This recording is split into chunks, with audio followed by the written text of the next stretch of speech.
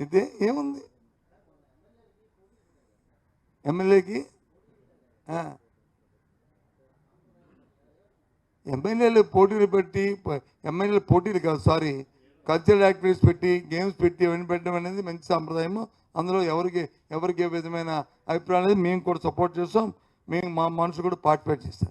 కానీ సంస్కృత కార్యక్రమాల్లో ఏదైతే వాళ్ళు పైశాచిక ఆనందం పొంది కింద నుంచి నవ్వులు కేరింతలు కొడుతున్నారో, ఇంకోళ్ళ గురించి మాట్లాడుతున్నప్పుడు అది అభ్యంతరకరం. అది అభ్యంతరకరం. అది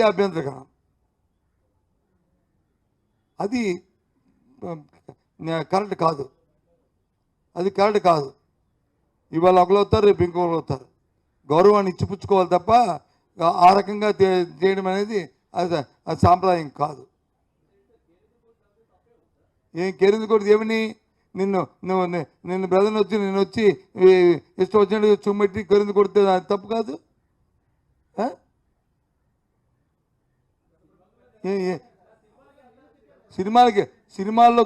సినిమాల్లో ఆ భాష ఉంటుందా? సినిమాలో ఆ భాష ఉంటుందా? ఏంటది? మీరు అడిగారు కాబట్టి చెప్తున్నాను. నేను ఇప్పుడు వచ్చి మాట్లాడలేదు, కానీ నాకు చాలా అభ్యంతరం ఉంది. అది సెషన్లోనే మాట్లాడదాం అనుకున్నాను, కానీ మీరు అడిగారు కాబట్టి నేను మాట్లాడుతున్నాను. ఎందుకు వరణం? తెలుసుకుంటే చాలు. క్షమాపణ పెద్దానికి అపాలజీ, పెద్దానికి సారీ, పెద్దానికి థ్యాంక్స్. ఇది ఒక అలవాటు బ్రిటిష్ వాళ్ళు పంపించిన డైలాగులు. అది కాదు, తెలుసుకోవాలి. మనిషికి బయటగా రావాలా. మనం నాయకత్వం వహిస్తున్నప్పుడు చూసినప్పుడు ప్లీజ్ స్టాప్ అని అంటే ఎంతో గౌరవం పెరుగుతుంది మనకి.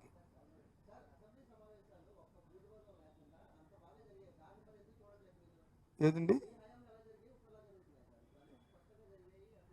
ఏడ్స్ వస్తుంది జరిగి స్వస్థమంటే ఏడు జరిగి నాకు అర్థం. స్వస్థమంటే ఏంటి? ఎక్కడ నువ్వు నువ్వు నువ్వు నువ్వు మీ అందరూ ఒకే పార్టీలో ఉన్నారు కాబట్టి తిట్టుకోవడం లేదు. లేకపోతే ఇంకోళ్ళు ఉంటే అప్పుడు తిట్టుకొచ్చే ఎలా తిట్టుకోవాలో తెలుస్తుంది. అక్కడ అది కాదండి, సాంప్రదాయంగా కౌన్సిల్లోనే భాష మారుతుంటుంటే మేము రిక్వెస్ట్ చేసి అభ్యంతరం పెట్టి మేము అబ్జెక్ట్ చేస్తే ఆపారు కదా.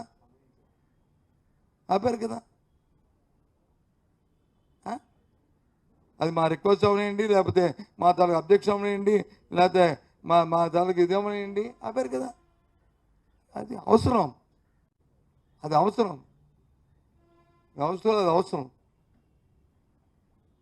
ఒకరికొకరు గౌరవం ఇచ్చిపుచ్చుకోవడం. ఎందుకంటే శాసనసభలో కానీ, శాసనమండలిలో కానీ, పార్లమెంట్లో కానీ, రాజ్యసభలో కానీ, లోక్సభలో కానీ, రాజ్యసభలో కానీ ఎవరికి వ్యక్తిగతమైన దేశాలు, వ్యక్తిగతమైన ఇవి ఉండవు. అందరూ కూడా ప్రజల కోసమే పోరాడుతుంటారు.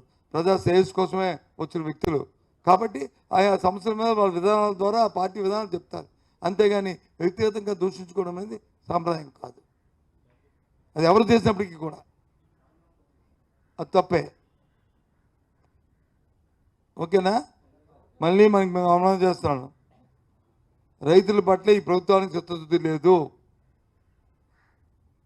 రైతుకి ఏ అంశంలో కూడా గిట్టుబాటు ధర రావట్లేదు. రైతులు ఇవాళ చాలా ఇబ్బంది పడుతున్నారు.